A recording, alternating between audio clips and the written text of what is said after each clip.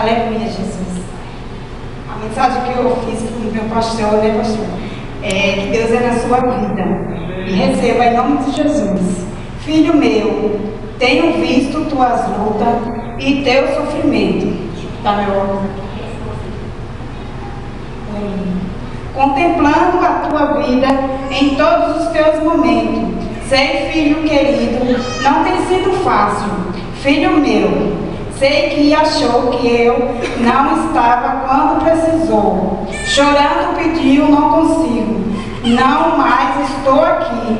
Segura firme em minhas mãos. Não desespere, filho meu. Não te assombre. Sou teu Deus.